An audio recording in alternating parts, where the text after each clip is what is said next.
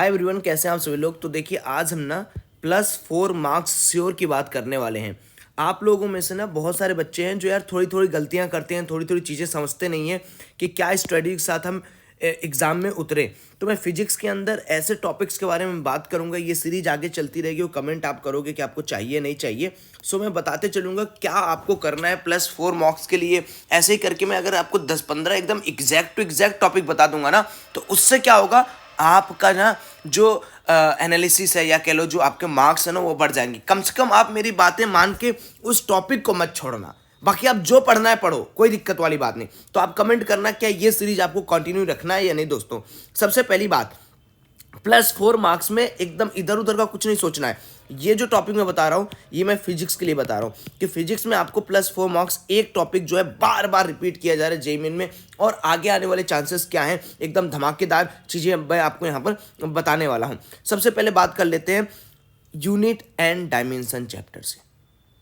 सबसे पहला dimensional analysis 24 तारीख में, फिर 24 तारीख के शिफ्ट 2 में यूनिट पूछा गया 25 तारीख के, फिर 25 के शिफ्ट में डायमेंशन फॉर्मूला, फिर 29 के शिफ्ट में आपका डायमेंशन फॉर्मूला, फिर 29 के शिफ्ट 2 में डायमेंशनल फॉर्मूला आपका पूछा गया।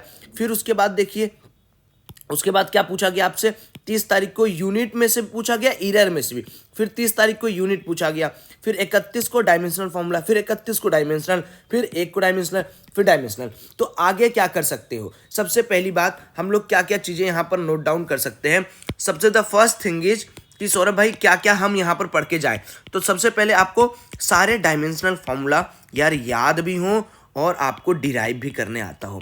जैसे बहुत इंपॉर्टेंट समझिए, विस्कोसिटी पूछ लेगा आपसे, ठीक है, स्टोक्स का पूछ लेगा आपसे, ठीक है, और जो आपका रिफ्रैक्टिव इंडिसेस का पूछ लिया आपसे, जो यूनिट लेस हैं, जो जिसमें यूनिट नहीं है उन टाइप के। तो ये जेईई मेन वाले क्या करेंगे ना, आपसे ऐसे फॉर्मूला उठा के पूछेंगे। जैसे आपसे यार पूछ लिए कि बताइए के की वैल्यू, के का डायमेंशन फॉर्मूला क्या होगा, ठीक है, इसका डायमेंशन फॉर्मूला बताइए।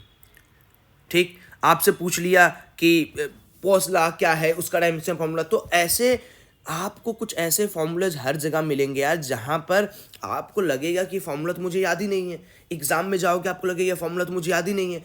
तो इसलिए मैं बोल रहा हूँ कि एक बार फॉर्मूले की एक सीट बना लो, उस फॉर्मूले के सामने उनके डायमेंशन फॉर्मूला लिखते जाओ। क्यों, जो सबसे ज़्यादा आ रहा है वो आ रहा है मैच द फॉलोइंग टाइप का। जैसे आपको 4 दे देगा, 1 2 3 4, और इसके सामने अलग अलग डायमेंशन फॉर्मूला बोलेगा कि कौन सा ऑप्शन करेक्ट है। तो ये एक तरीका हो गया, ये वाला आपको करके जाना है। जो मैंने बोला ना विस्कोसिटी, इस तरीके के आपको ज़्यादा पढ़ने हैं, है ना। रेनॉल्ड्स नंबर का पूछ लिया, डायमेंशन फॉर्मूला बताओ, तो आप वहाँ कंफ्यूज ना हो जाओ, इसलिए इस तरीके से आपको पढ़ के जाना है। दूसरा देखो, आपसे यूनिट पूछ लेगा कि कौन सी किसकी यूनिट है, पावर का ये है वो है, और ऐसा नहीं है कि वाट है तो वाट में ही पूछ लेगा, वो चेंज करा के आपसे पूछेगा। या तो आपको देखिए 4 दे देगा अलग अलग पैरामीटर्स, ठीक है, ये 4 दे दिया, अब बोल दिया कि इनके सीजीएस यूनिट या एमकेएस यूनिट से इनको मैच करिए। यहाँ पर वो नहीं देगा जो आपको याद है। दोस्तों एक चीज़ याद रखिए, यहाँ पर सीजीएस दे देगा, आप भूल जाओगे, करे यार सौरभ भाई सीजीएस क्या होता है। अच्छा, थर्ड चीज़ जो करनी है हमें, वो क्या करनी है, वो ये करनी है कि अभी के लिए यार एरर से सवाल बहुत कम आया है मेरे दोस्तों। एरर में आपको स्क्रू गाज पढ़ लेना है। देखो सुनते जाओ और इसका टॉपिक नोट करते जाओ। वर्नियर कैलिपर पढ़ना है आपको, वर्नियर कैलिपर, ठीक है, और एरर कैलकुलेशन, ठीक है। एरर कैलकुलेशन में लेंथ ब्रीथ वाला हो गया, ठीक है, या वो इस तरीके के जैसे आपको इक्वेशन दे दिया P=PV nRT, इस तरीके के हो गए, या वो वेंडरवाल वाला फॉर्मूला दे दिया, उसका दे दिया, उसमें एरर कैलकुलेट करना है, या वो दे दिया आपका फोकल लेंथ वाला, उसमें आपको इस तरीके के एरर कैलकुलेट करना है। ये तो IIT जेईई में भी आ चुका है। तो कहने का मतलब ये है कि if you are using your brain कि भैया मेरे को स्ट्रेटजी से चलना है सर भाई, तो मैं कैसे करूँ, तो ये सबसे बेस्ट तरीका है। अच्छा, सारे के सारी चीज़ें आप वर्नियर पर एरर कैलकुलेशन अगर कहोगे तो we will make topic mania for you, उससे आपका और एक अच्छा होगा।